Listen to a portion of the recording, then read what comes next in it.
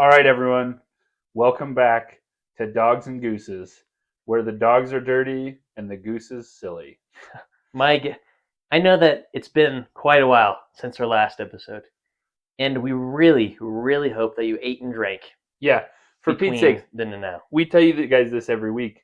But, between the other ones, if you waited only a week, it would have been fine. But I think it's been like 2.5 weeks, Williams. Yeah, you would definitely be dead if Yeah. you did not Well, eat I or mean, drink. if they were super hydrated and like very well taken care of, if they're in Craig's group, like the Chonky Monkey group. Oh, yeah. Then you might have survived, just Yeah. barely. Yeah, Just barely. but still, we don't advise doing that. No. And you wouldn't survive that twice. So you darn well better hope Williams and I are on time next week if you're trying to do that.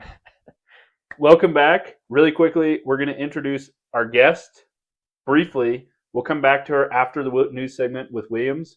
But just so that you recognize her voice, if she feels the need to put in, which she's more than welcome to do, our guest today is Michaela, who is our friend and is a member of the Sober Alcoholics prestigious group. Yeah, I am. Michaela, do you have anything else you want to say to introduce yourself briefly? Or I think that's all anyone needs to know. I am a sober yeah. alcoholic. That's what it's all about. That's about all. That's me. That's it. All right. I mean, that's like one of my first titles. I introduced myself to people. Hey, I'm sober alcoholic. I mean, Nate. Sorry. Exactly. Well, no, I had the privilege of living next door to these two. Had the privilege. Had the privilege. Privilege was taken away. Privilege was Revoked. ripped out of our hands as we were forced out of our apartment. But Yeah. At gunpoint. Just kidding. No, Pretty it was, much. it was a little more chill than that, but maybe knife point. I don't know. yeah, something like that. So, Yeah, it happens.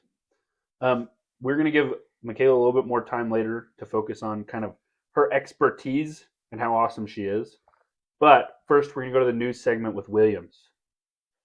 And I know this is the segment you've all been waiting for. You've been thinking, what has gone on in the past 2 weeks? Well, quite a lot. Are we going to cover it all? No. But we're going to hit the highlights. First of all, the Broncos. I know you've all been wondering about how they're doing. Kind of a weird season. Mm-hmm. Yep. However, they did win their last game, which was last night, which was the 19th. Yep. And they won it, but it was fourth win streak. That's win great, streak. but it was awful close. It was awful close. They almost didn't quite make it. A win's a win. Maybe. However, they did pull it off, surprisingly without Vic Fangio or Drew Lock, who are arguably the most important people to that team. Both of which they got rid of last year, if I remember correctly. The year before that, Williams. But good guess. It all blends together. Also, quite exciting news this week. 4 college students are going to go all the way to North Dakota. And I know all the way from Utah. And I know you're sitting there in anticipation thinking, well, that's a long road trip. I'm like, yeah, that's 12 hours. 12 hours on the road. And all I have to say to that is, it could be perilous. And they may not survive. So if darn well better. We hope, but if there's not another episode of the podcast, you'll know that the trip did not go well. However, if there is another episode, that means the trip probably went fine. Enough. That's fair. Now, probably the most important and exciting news article. I found this. This was published November 6th, so slightly dated. But I still think it contains important information that we need to be aware of. The headline is, Drunk Grizzly Bears Keep Getting Killed by Trains. I know. Shocking. Michaela, your thoughts? Where are they getting the alcohol? Well, that's the thing. So the trains run by BNSF, which if I remember correctly is Burlington Northern San Francisco. Okay. They do a lot of the rail lines through Montana and other places. But they load up with grain, and after a while, or they fill it so full of grain that some grain falls out on the tracks. Okay. And so it sits there and it ferments a little bit. No way. And these grizzly bears are like, easy food. They start snacking on this grain. And they get so inebriated that they either take a nap on the tracks or they're too slow to try and outrun the train. So let me see. I think it kills about somewhere. I think the average is 9 grizzly bears a year. That's insane. But that's kind of low if you think about it. Think about human, accidents when they get drunk. There's a lot more, yeah. Yeah, a lot Well, more. To be fair, I think the ratio between human drunkenness and bear drunkenness is pretty different. I think you're right. And the ratio between humans and bears, just population-wise. Yeah, probably. Still, it was the bear's choice to get a little drunk. Not very forgiving. Of They the bears, probably are we? knew the green has been sitting there for a little while. They were excited. What I want to know is there a video of this happening? Pictures? That's a little gruesome, Caleb. No. There's not, a, the, I not didn't- the train. Okay, The yeah, bears sure. getting drunk. Yeah. Mm-hmm. I think this is a drunk grizzly bear. I think that's a picture of a drunk grizzly bear. And You how can kind can of you see. tell that it's drunk? For those of you Just at out of home, Sometimes you just curiosity. know. Yeah, I mean, look can at see his it in posture. eyes. Look for at those his of you at posture. home who can't see the picture is a drunk grizzly bear On train tracks. on train tracks. Yes, indeed. And it's however you think that looks. Yeah. Whatever you're picturing, you're right. Yep, exactly. You're spot on. Exactly. Is that the end of our news, Williams, or do we have more? That is all the news I have. What a great news segment. I just blown away by that. That was truly enlightening. Okay, we are back to Michaela. Michaela, Let's go. welcome to our studio in downtown Provo. A in this- lovely place you've got here. yes, thank you. It's for those of you who can't see, it's basically a mansion.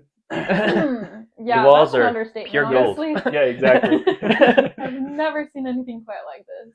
Yeah, it's the treat you get when you come on with us. To introduce Michaela, as she mentioned, she was our neighbor previously, and is a member of the prestigious Sober Alcoholic Group. And a Not fellow only Dr. that- Pepper enthusiast. Yes. Fellow Dr. to Williams. Pepper over Coke. Don't any day. brand me with such slander.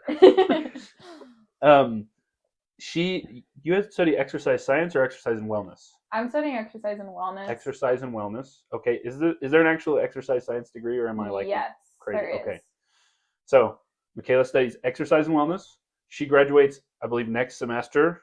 Yep, I'll graduate in April if Mhm. I survive. And she was my telling me last that was a semester. firm deadline. She has to. She has She to made be a done commitment. by April. She made the I commitment to told herself. myself I would graduate in April, so I am graduating in April. Michaela decided she was going to get it done. Yes. Very nice.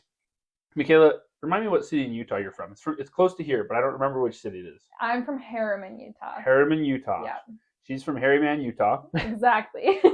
And other than that, you enjoy baking, sports. Help me out with this. I don't know everything. I mean, yeah, that's pretty much it. Oh, I No, do know everything. I do love baking, cooking, sports, playing, watching, all that good stuff. You especially like making several tier wedding cakes, that some of which is gluten free. Apparently I do, yeah. Williams, take note, because at your wedding you can't have a full gluten free cake. If I 'cause I'm ever gonna find be a there. woman, I would definitely. You know what, I give Williams? Michaela's will- number. I will make you a cake. It'll be half gluten free, half Regular people. good food. regular people Yeah. cake. Wow. You're welcome. Thanks, I guess.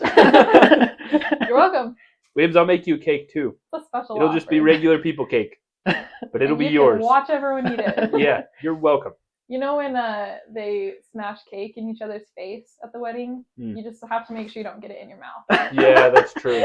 Only on the face. So- only on the face. So only on the not face. mouth. She's gonna how some couples are nice and they put it in the mouth.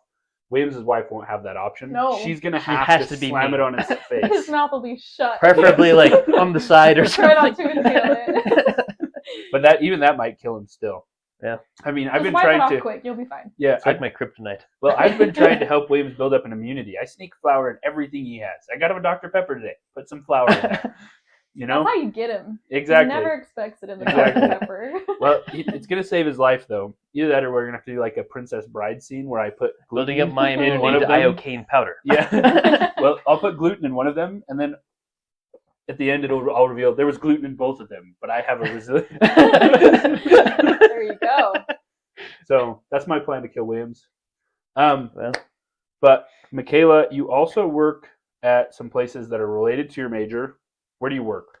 I actually only have one job now. Oh, Yeah, that's kind of, I guess, fairly new.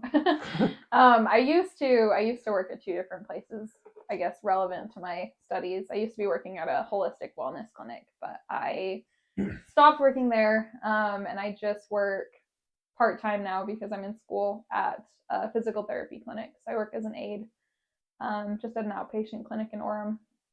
Okay. So you work there while you go to school. And then you also are almost graduated. So I would say you probably know a fair bit about exercise and wellness.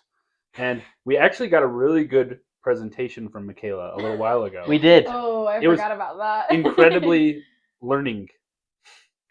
Incredibly which is correct learning. grammar for those of you at home. Michaela, what job are you going for after school? Like, what's the end goal for Michaela? Ooh, right now, I used to, so I guess it's been like a whole process of figuring out what I wanted to do. I've decided now that my plan is to go get licensed as a physical therapy assistant, which will be another 2-ish years of school after I graduate. But I do have an interest in like holistic wellness, which is why I was working at a holistic wellness clinic, and the presentation they're talking about was for a mind-body health class. So I am really interested in the way that the mind and body interact and can affect one another, essentially. And so with PT, I would like to continue to learn and explore more into some of those alternative holistic treatments, because I thought that was really cool when I was working at that like wellness clinic, just to see the way that sometimes traditional routes don't always work out well. And so having a background in both, I think, is super interesting. Okay, that's awesome. So when did you decide you wanted physical therapy assistant? Probably at some point during the summer. I started working as an aide at this PT clinic back in December of last year. And so my plan was I needed internship credit. It worked as internship credit. So I was going to do that, see how I liked it. And I loved it. It's been honestly the most fulfilling job that I've had. I really, really enjoy working with patients. If I go out of town, I miss work, which tells me that I'm doing the right thing, right? Yeah. And so I started kind of debating between, you can get a doctorate as like a licensed physical therapist, or you can just get a license as a physical therapy assistant, with pretty much the only difference being that an assistant can't diagnose. So I wouldn't be doing evaluations and diagnosing. And for me, I chose that option because it just made the most sense for me. I'd be able to get into a career a lot quicker with a lot less debt, and it is a lot more hands-on with just working with patients, which is what I want to do.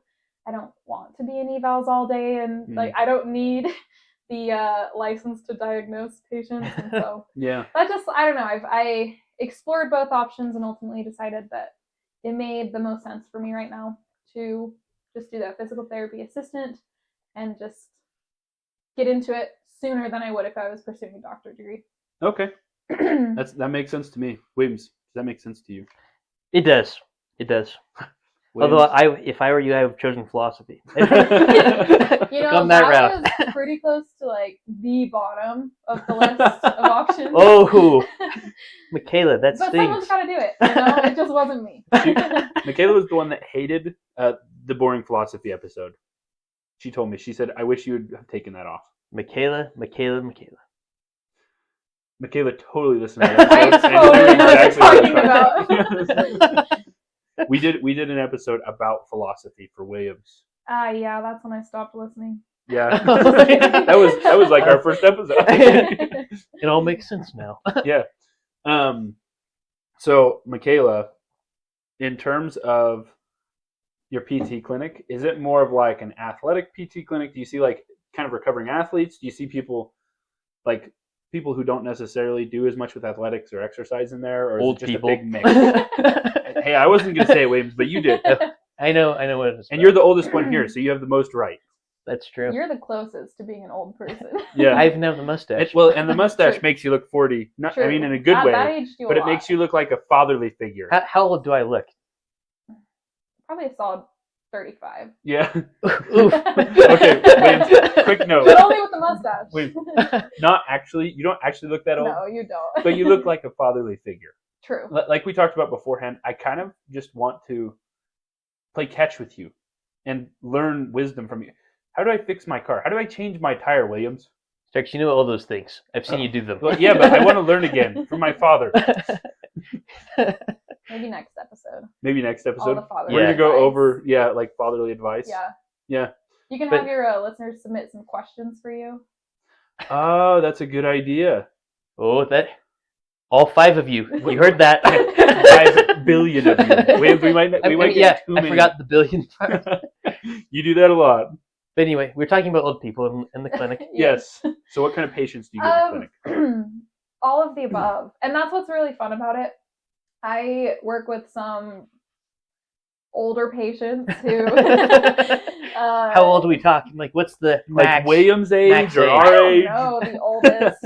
Like I've worked with some patients who are in their 80s.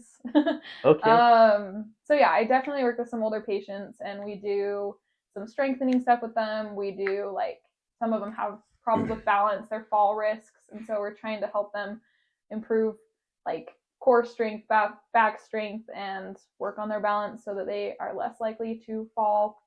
But I also work with athletes. We work with kids who like high school students who play. I mean, I've worked with all sorts: basketball, baseball, wrestling, soccer. You know, they got Lacrosse? injured.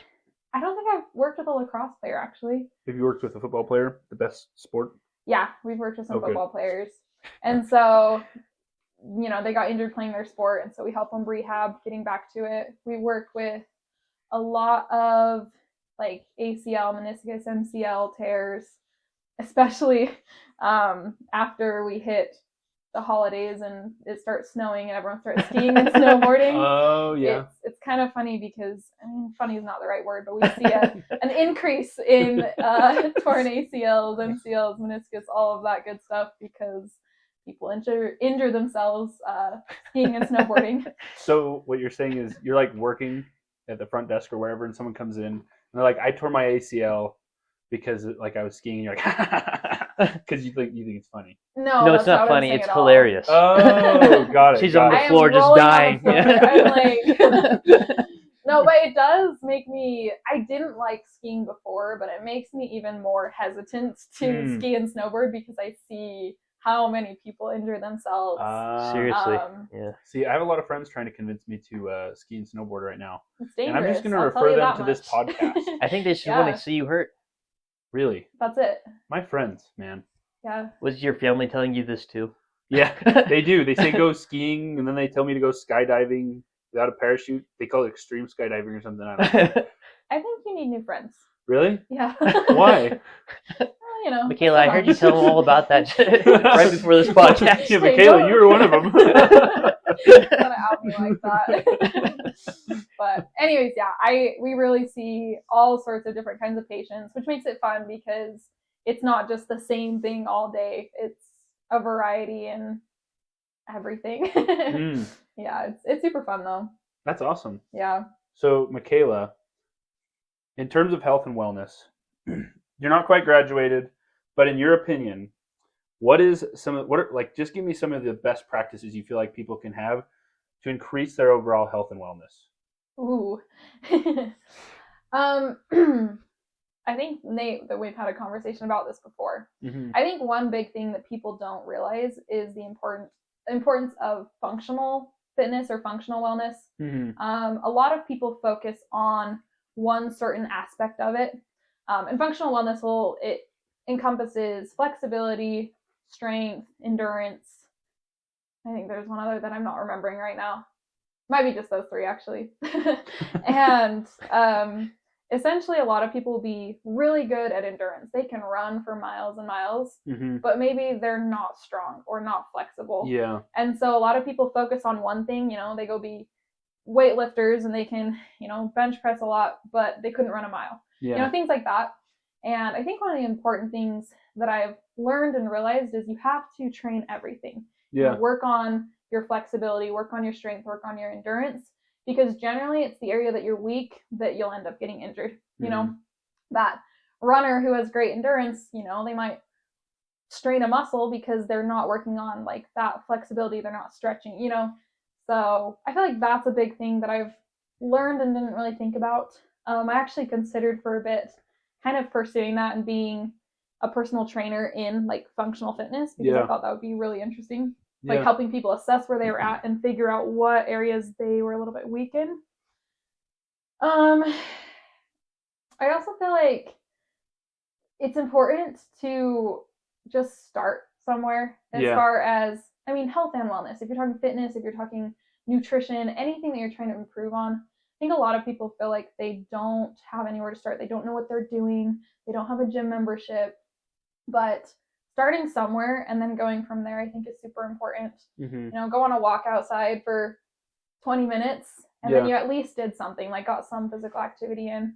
It doesn't have to be perfect. You don't have to know exactly what you're doing. Just starting and moving your body and doing something is huge. Yeah. I think that's smart. And I feel like that's a big thing because, I mean, ultimately, if you start doing something, eventually you're going to learn how to do it. And that doesn't mean that you should go to the gym and like put on as much weight as you can and then try and squat it. I've been doing it wrong. Oh, Williams. Well, Williams, for you, it's different. They don't have enough weight there for you. True. That one time you broke the bar, remember? Well, I've stopped going to the gym because I'm afraid I might get too big, you know. That's fair. It's always a risk. Yeah, exactly. Especially for Williams. Old Bry, he told him he was getting bigger, and Williams like, not for me, absolutely not. No. Yeah. But I think, like, as with anything, if you just start doing it, you'll learn. So I think that's kind of to your point. Is it doesn't necessarily mean that you should go out and kill yourself, like just like go run 10 miles, go way further than you should. But if you go and do something that's moderately difficult, and then actually pay attention to how your body feels and how you're like feeling afterwards, I think you learn things. And if you start being overly tired or overly whatever, then you seek out other people who are more experienced than you. They don't even always need to be super professionals, although that's probably the best source.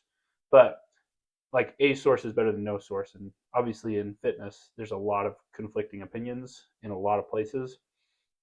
So I think it's a matter of finding people that you trust, who know what they're doing, as well as paying attention to your own body and all that sort of thing. So go ahead, Williams. I just thought it was interesting that you mentioned how specialization in a certain aspect of fitness can lead to like negative consequences in other things. I hadn't thought about it like that in the fitness world.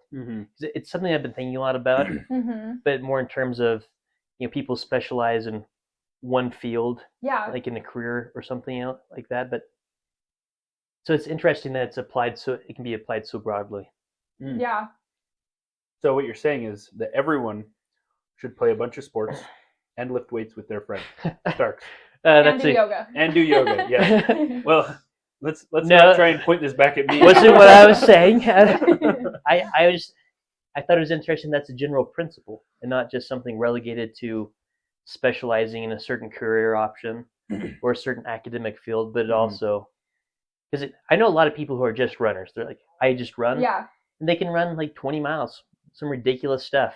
Yeah. But I haven't thought about what it's like to get them on a bench and see how much they can lift. And I think the problems that you run into, and Michaela is going to be all too aware of this because she sees the physical therapy side of things where people eventually reach this point, is it's not that you can't like run 20 miles for a little while and just be fine, but it's if you don't cross train and if you don't work on your flexibility, then over time your body will start to deteriorate in specific ways that create issues down the line. And a very specific example of this is myself. Is for a long time, and probably even still a little bit too much, I'll lift weights and then play sports, but don't focus on the yoga aspect and the proper flexibility building. And it's like in the past, both of you guys are aware, I had real knee issues for a while and still have some. You don't say. Williams, during that time period, was still my roommate, and I would come home from basketball and be like, man, my knees hurt. And he's like, well, maybe do you think you should, I don't know, take a break from basketball for a little bit? And that Williams was just like, a silly hey, let's suggestion. do some yoga today. Hot yoga. Oh, that's what was going on. I don't know what differentiates yoga from hot yoga. Well, one of them's hot spicier. and the other one's yoga. But I think what Michaela is referring to is trying to build a base in these three things. And as with anything, you can't necessarily master like a bunch of things at once. No. So I think it's perfectly okay to start with just one and work your way into the other ones and try and maintain a healthy balance. But yeah, it's touching on the other things in Yeah. addition to your specialization. So it's not just Yeah, well, Just a it's not like you have to specialization, spend 33% of each of those of your Oh, time exactly, on each yeah. one. But you need enough of a balance to like do something. to do something, yeah, to create that level playing field for your body to have. For sure. So Michaela, if you were to recommend a starting plan to someone today who like hadn't, for example, Williams here, he hasn't lifted in a while, he hasn't ran in a while, Well, but he is in peak physical condition to the eye. Like you look at him and he looks You perfect. would never guess it. What would you recommend Williams start with? Do you recommend running, yoga, lifting? Where's the very beginning? and why do we keep mentioning yoga? Good question. You know, that's such a hard thing because I think it's dependent on what Williams' goals are. That's true. and also All right. what he enjoys. Because if you're trying to build your endurance, you can do that by running, you can do that by swimming, you can do that by biking. Like there's so many things you could do. And you kind of find the thing that you enjoy doing because you don't want to be miserable while you're exercising or you're not going to do it. Yeah, no. And so, if William says, I want to build my endurance, I want to work on that, then I would say to try out multiple things, go for a bike ride, see how it feels, go for a run, see how it feels. And like Nate was saying, like I would start slow. I would start, maybe a half mile or a mile and just see how it goes and then figure out what you enjoy doing the most. And then from there, I would build a plan as far as what, set a goal to say, okay, I want to be able to run 5 miles. And then I would slowly, maybe start by running a mile a couple times a week and try to progress that little by little so that you aren't just jumping, like Nate was saying, not just jumping straight into a 5-mile run, but just slowly progressing towards whatever that goal is. But I wouldn't say that there's like one, like this is what you have to do if you want to improve your physical physique fitness. of a Greek god. Yeah, if you want to do better than the physique of a Greek god, how do you do that?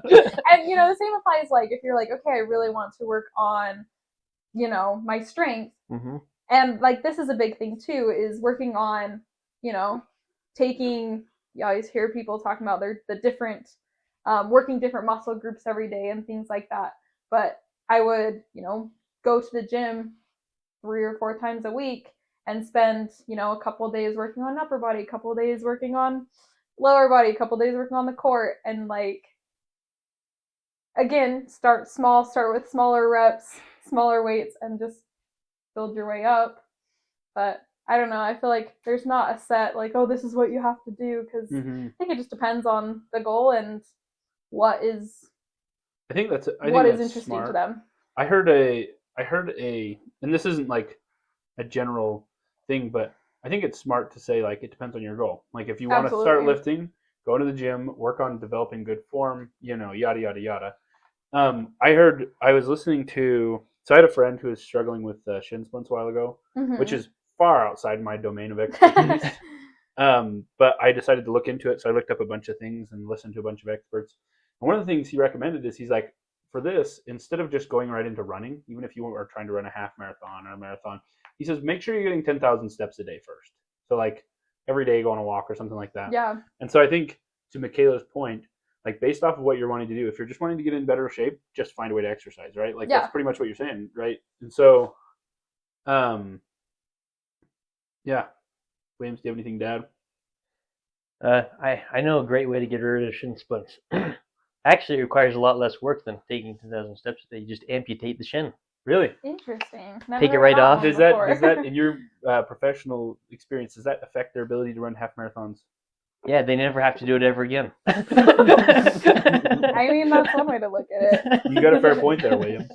But I will say too, I like that you pointed out too, making sure when you're starting out, especially with like lifting, that you're using good form. That's one thing that so many people I have noticed really struggle with is they start doing it, they don't completely learn what they're doing, they don't do it completely right, and then they keep trying to add weight, but because they don't have, they'll add weight, but because they don't have good form, they'll compensate, they'll start hunching over, engaging back muscles, twisting, they'll try and engage other muscles to compensate for the fact that they're adding weight. So that's another like really good point is if you're starting out, look up YouTube videos or ask somebody who knows more than you do, or try and make sure that you're doing it right before you're upping your weight, because that can end up causing a lot of problems down the line. Yeah. Because some people are just like trying to up their weight over and over and over and over, but sometimes they're only able to up their weight because they're doing it wrong. Yeah. So that would be another. I think that's an important point to add. That what you're saying. Yeah. So basically, if you're wanting to start weightlifting, reach out to Williams here. He's a professional. He'll show you how to do it And I'm right. in desperate need of a gym buddy. Okay. I'm a little hurt. There you Oh, go. whatever. Yeah. Starks over here has a different gym buddy that he's been seeing. That's So because one of my previous gym buddies, who will not be named, he didn't come with me at the end. Although he did come for a good long while, and then he became suddenly busy with growing a mustache and stuff. well, it was That's before a the full-time mustache. job. It is. Some of us don't have the capabilities either. So, like, maybe I'm just speaking more out of jealousy than anything else, to be honest. Well, listen, I encourage everyone to grow a mustache. Except for you, Michaela. I won't encourage you to grow a mustache. But can Good. I if I want to? I'll give you permission if you Wait, want Thank to. you. You know, Michaela, to each their own. I'm the arbiter of mustaches. I will say, Williams, you should tell them what you put on your dating profile. Their most recent quote. Ooh. The one you told me about yeah. yesterday. Yeah, hold on. I don't want to misquote myself. That's true. You might get sued. Exactly. you. By me. I'm very stringent when it comes to that stuff. While he looks that up, Michaela, give us a hot take. Ooh, a hot take. Right on the spot. Okay, you want to know my hot take that somebody got mad at me for the other day? Ooh. Soup is not a meal. I agree with that. Williams? Depends what kind of soup we're talking I'm about. talking all That's soup. okay. Whoa.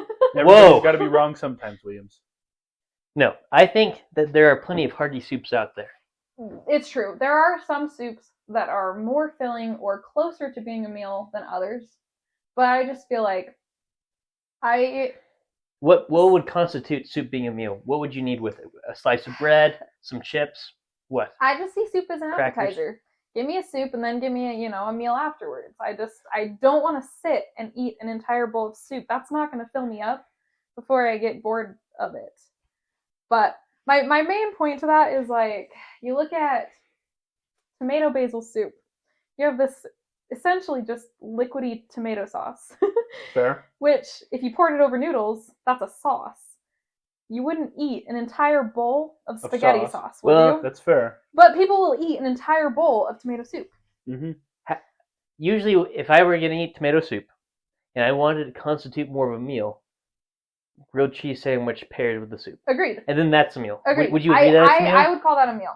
Okay. But I would not sit down and eat a bowl of tomato soup and say I was eating a meal. Essentially, I am eating sauce out of a bowl. Yum. And I made some people angry the other But that day is one with that soup. take. I'm just going to say, if you're going to eat sauce out of a bowl, cane sauce is the move. Not tomato So sauce. pour cane sauce in a bowl, call it a soup. No one can judge you. And then to make it a meal, you just have some chicken fingers with Some it. chicken fingers next to it. Yes. Dip them in your Your soup. No, you're right. And it's mostly the soups that don't have a lot in them. But, even like chicken noodle, like Well, chicken broccoli noodles, cheese just soup, kind of a lot of those, it's not a meal, it's an appetizer. And that's just how I feel about it. I think I mostly agree with you. I I'm will fond of say soups. the only exception I can think of, and my mom does this really well, is she makes chicken noodle soup, and she makes homemade rolls.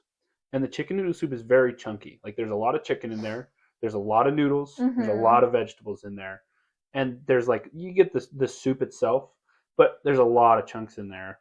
And then you take the roll and you dip it in the soup, and then you eat that, and then you have the soup. And usually by that time I'm done with that, I'm full. See, that's a little better. Yes. If you have a little bit more than just broth. Yeah. But that's my shout out for my mom's chicken noodle soup, which is delicious, by the way. Speaking of our mom's soups, my mom used to make, all growing up, this stuff called Fiesta soup.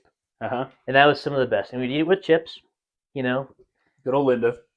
But that was a hearty soup. There was Mhm. lots of chicken. There was lots of beans. It was just, whew. So is it more like a chili?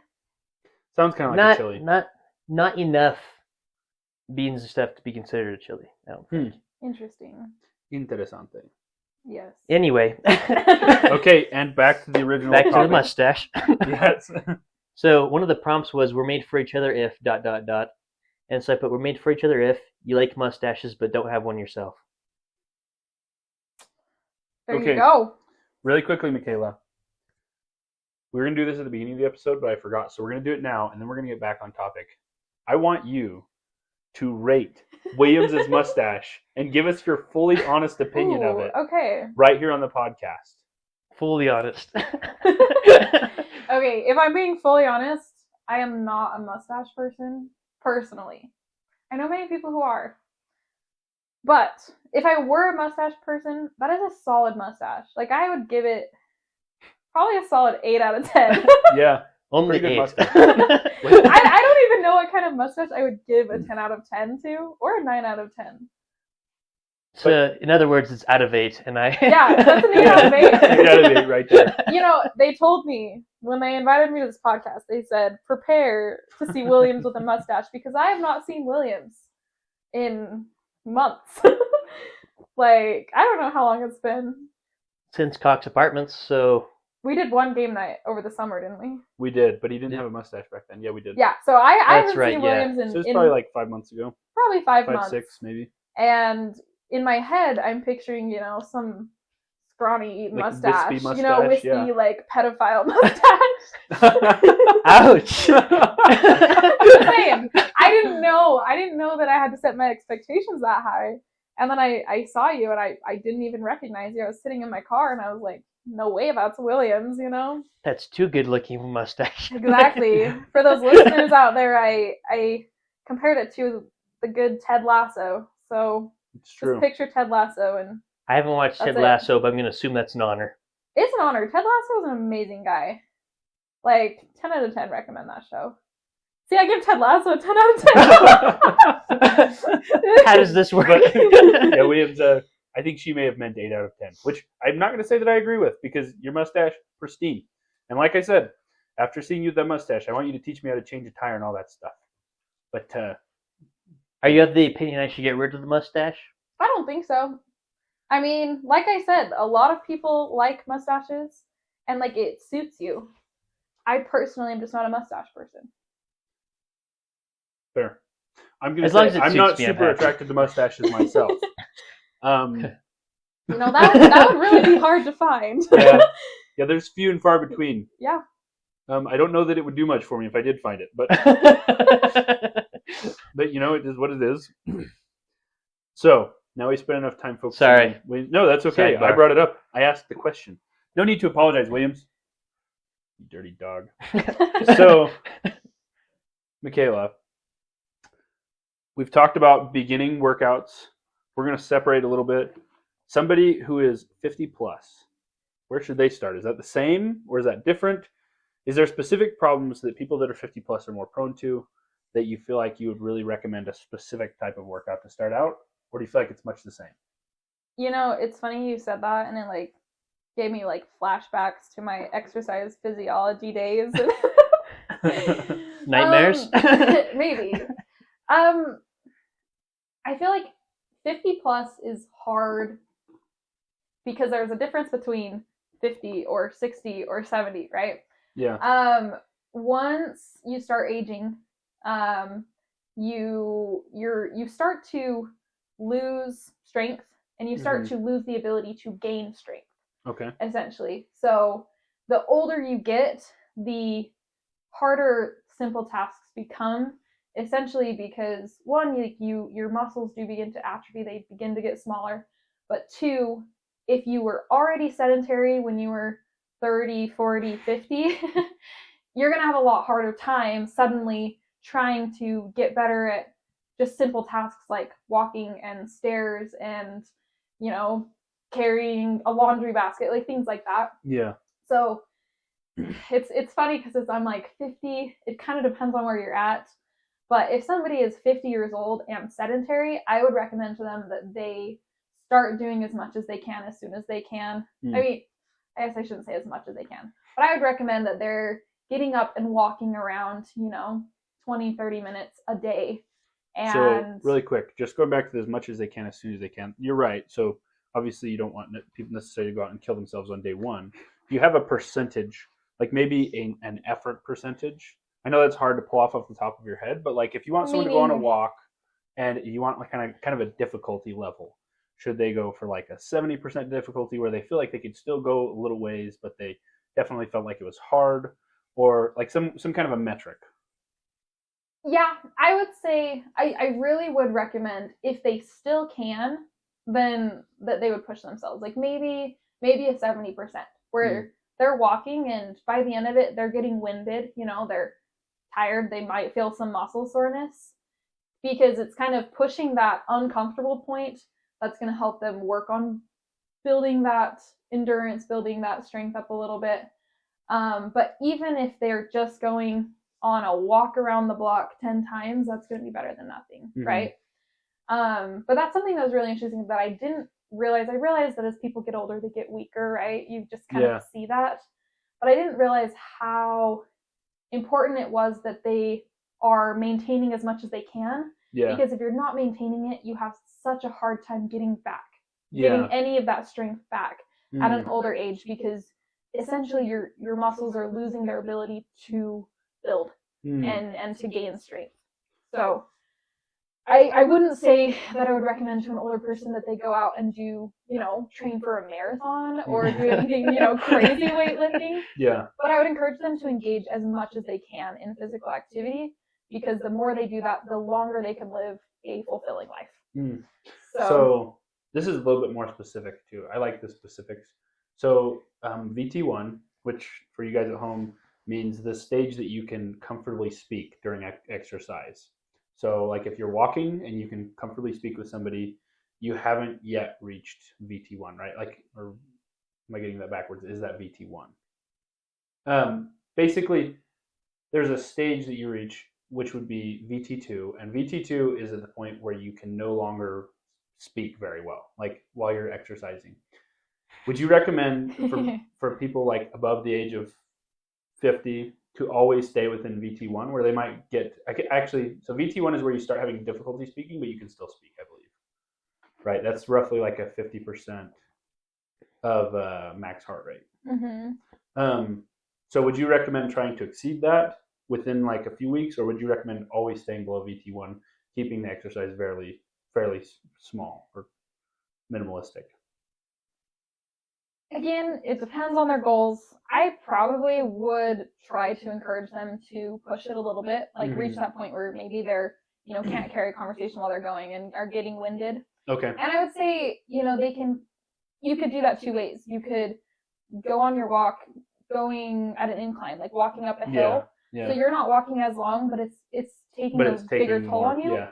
Or go walk for 30, 45 minutes where for the first, 20 minutes you're doing fine, but then you reach that point where you're starting to get winded, you can't carry on a conversation, you're getting tired.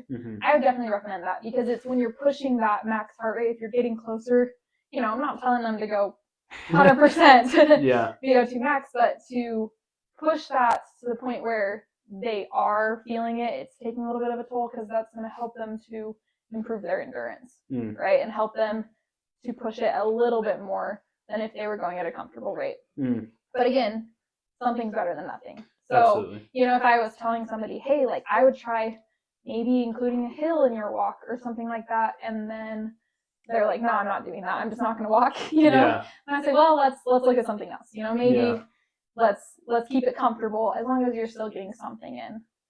So it kind of just depends on the person. Depends on their goal, their motivation, amount of time that they have, where their fitness level is at currently, right? But I would encourage them to push it, unless they're, 70, 80 years old. And I'm like, okay, maybe not. But let me tell you, you're 69.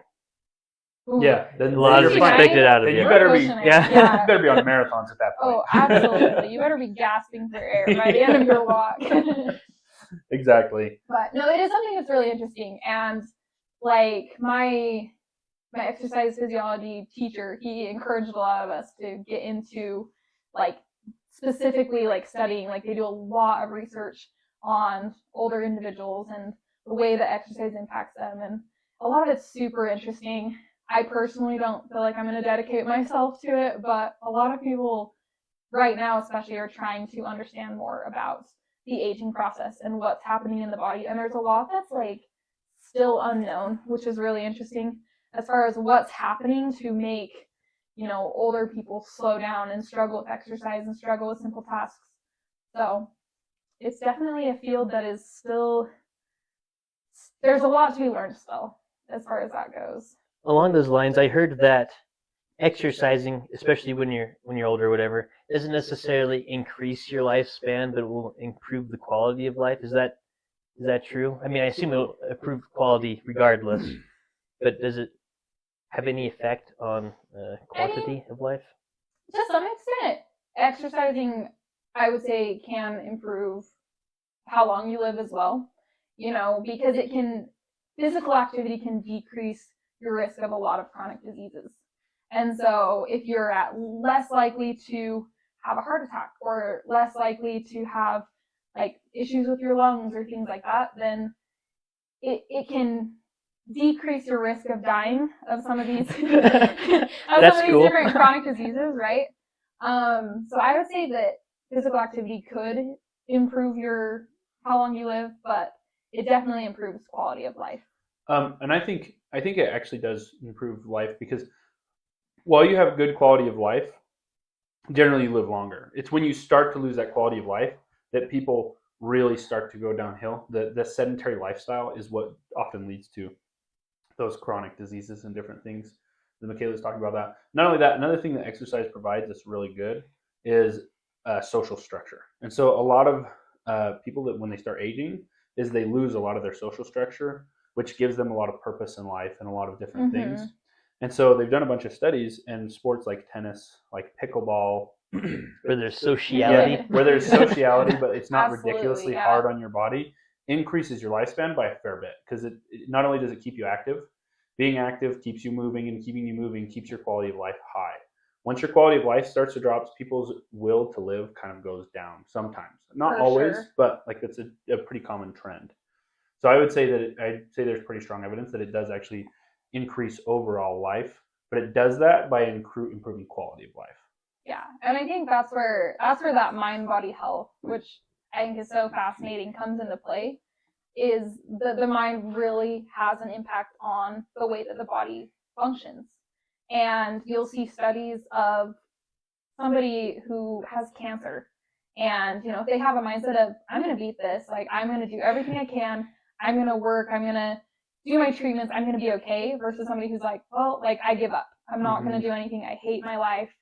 That one with the more positive outlook on it, in like many studies across the board, like will have a better outlook, a better chance at beating their cancer or living longer or living a better life. And so, compare that to someone who's older, like Starks was saying, as soon as you reach that point where you're like, my life is not worth living, and you're kind of shutting down, you don't have purpose, you don't have a reason to stay in shape, you don't have a reason to be getting up, then that mental aspect really can take a toll on your physical health, and your physical health starts declining. And it's interesting because, again, it's another thing they're trying to study exactly what changes, how the mind is changing the physiology of the body, but it's like decreasing the efficiency with which the body is actually functioning, which is fascinating, but kind of sad too. Yeah.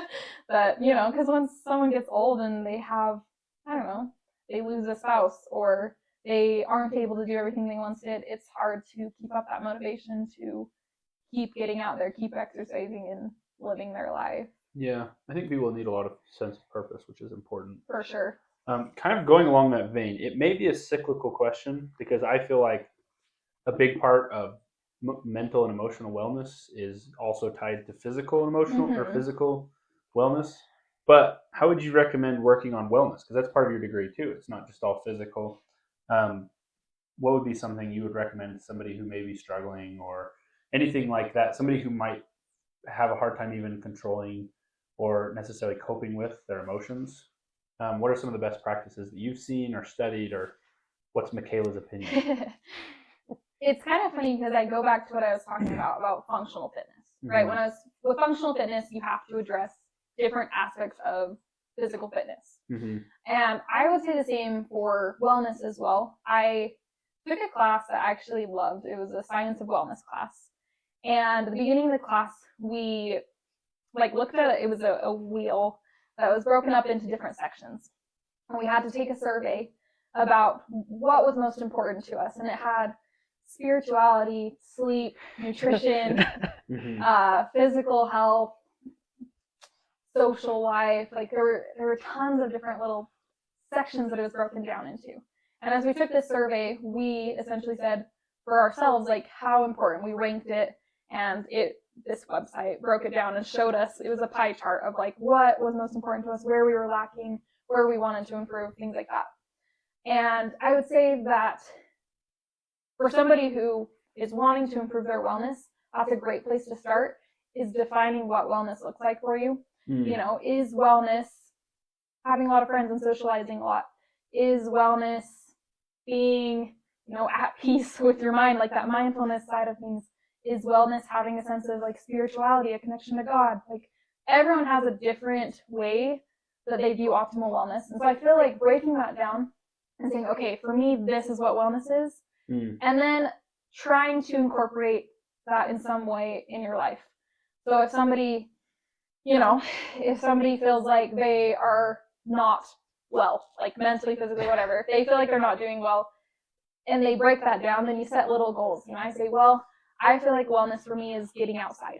And I set a goal to say, okay, I'm going to go outside at least 10 minutes every day. And I also feel like wellness for me is having a social life.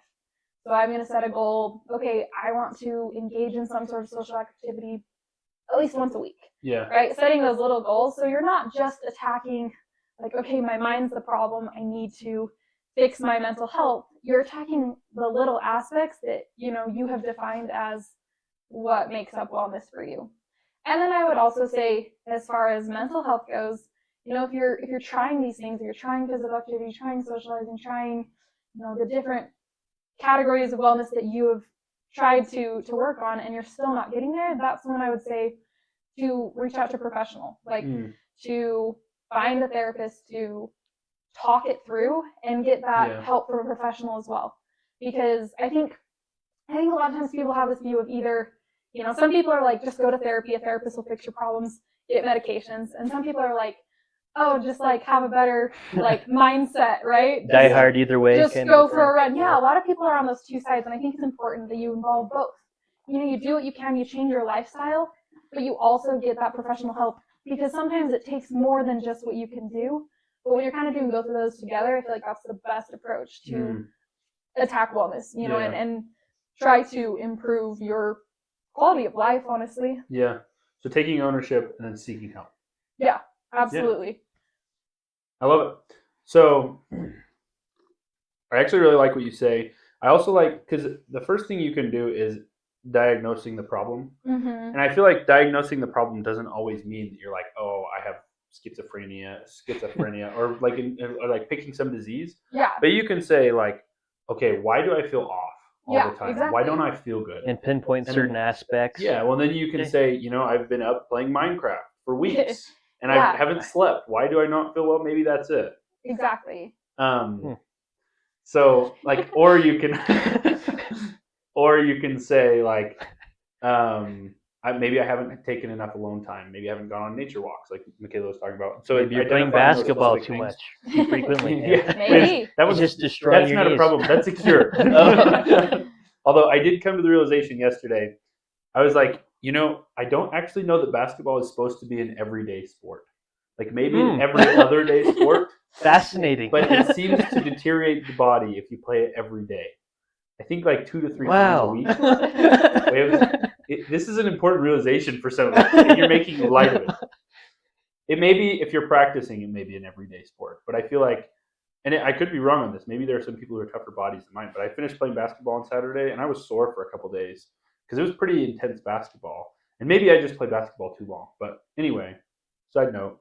But once you identify this stuff, I feel like then you can either, like Michaela talked about, seek therapy, or even you can talk to somebody you know and just say, hey, like I feel like you do a really good job balancing your life. How do you do this? Yeah, for sure. And how did you learn it? And so on and so on. Yeah. And it really just takes just like making the step, like you were saying, to recognize that there's a problem and then start to explore like why that problem could be there. Because a lot of people just get stuck and they say, I don't feel good, that's the way my life is. Yeah. You know, and they think that that's like who they are. They're just like, well, I'm just never gonna feel good. Yeah. But like taking that step of like just examining your life, and sometimes you don't even realize like, oh wow, I really am not sleeping enough. Yeah. Or like I have not gone outside in 2 days. Like, sometimes you don't realize it because you're just living your life. But if you just take that time to examine your life and compare it to, you know, the life that you want to be living, then you can start taking those steps. And like you said, like talk to someone about it, have someone keep you accountable for it, you know, say, hey, will you check up on me in a week and ask how I'm doing with this? Yeah. But just taking those little steps to act, I feel like is huge. I have a really good friend who actually is really good about this for me. He's somebody who checks up on me with this thing. His name's Spencer. I told him I'd mention him today. So that's also part of why. Spencer, that's you. Yeah. Shout out to you, Spencer. But he does a really good job at this. And he's somebody I'm really close with. Williams also does a good job at this. Although he always says things like there's no silver bullet or whatever the like. Because the suggestions are helpful, but they haven't been internalized yet. Wait, internalization's important? I'm pretty sure Michaela would tell you something similar. No. She's the expert. Well, I don't know. If she's the expert, she probably wouldn't say anything of the like. So I think that's most of the questions I have today. Obviously, each of these things could be a subject in and of themselves. Like, they all have a lot more depth. And honestly, there's a pretty good chance we'll have you on again, Michaela, and we might explore some of those options. That is if the swig was good enough to convince you to come back. It was pretty good, I'm not going to lie. Okay. Did you like the national parks? Have you had the national parks? I still don't know what's in it. I know there's lime. It's There's Dr. lime. Pepper and lime, and I haven't figured out what other flavors. I don't like a little bit of blackberry. Ooh, I was going to guess some sort of berry. So there's blackberry, And I think there's lime. 2 other berries, but I don't remember what they are. So, but yeah, it was good. Good. So, okay. So you definitely return, maybe? The drink might, okay, fair enough. As we close up, obviously we're not in the timed segment. Williams, we're going to kind of bounce around and make sure everyone got what they wanted to say. Williams, did you have anything you wanted to add on? I think that was good, honestly. You know, I'm not an expert necessarily in these things. Well, how could you look like a Greek god and not you're be an expert in everything. Yeah, Williams. Well, technically. You have your bachelor's degree in philosophy, anyway. I will make you question your wellness. Exactly, that's the problem. Are you actually that well? Say you're happy. Yeah. What is happiness mean to you? Yeah. But no, I thought that was good. I learned a lot. I appreciate you coming on, Michaela. Yeah, we're happy to have you. I don't think I have much to add. I have 2 questions. The first one is, do you have anything you'd like to add? Anything you want to say? It doesn't even have to be about this. This podcast, Michaela, is for us here to have a good time. And the people that are listening just get to be a part of it.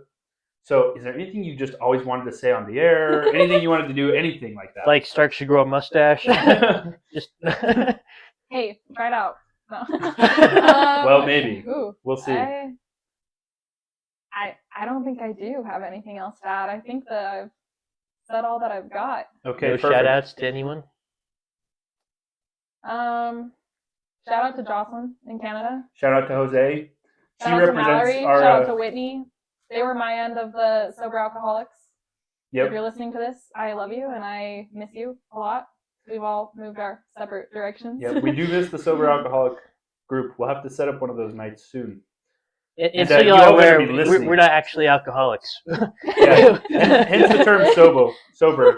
We drink juice or Dr. Pepper. Or sparkling cider when we're feeling fancy. Yeah, that's pretty fancy, but we have done it before, a time or 2. Yeah. Okay, those are great shout outs to Michaela. Great thoughts. This is the most important question of all. Mm-hmm. Oh, I'm scared. Are you a dirty dog or a silly goose? And why? What if I'm a silly dog? Don't you even, Michaela? those 2 things, they don't mix. You know, I feel like I err more on the side of silly goose. I would have to say. Okay, that's fair. I don't know why, but that's just what feels right. You know. Okay, it just feels right. You just feel a little sillier. Do we accept that answer? Do we accept that as the why? I like the team she picked. Yeah, much better. Team. Well, listen, I'm gonna get a following eventually. It'll take a little while. Well, so far it's the dirty dogs one for will dirty rise. dog, 2 for Silly Goose, and 1 for Chonky Monkey. Yeah. Ooh, I didn't know that was an option. Well, it That wasn't. was our last episode. Craig, we asked him the same question. He said he was a Chonky Monkey. And we're like, that's a good enough of an So answer. normally where we don't can accept other Okay. ads, but Okay. Chonky Monkey was too good for us to turn down. Fair enough. So technically you can pick that one, but not really. That's more I just don't think I'm Craig a chonky specific. monkey. I'm not gonna lie. So. Yeah. So get wrecked, Craig. And on that note, Michaela, do you want to close us out? Absolutely. Listen if you want or don't. We don't care.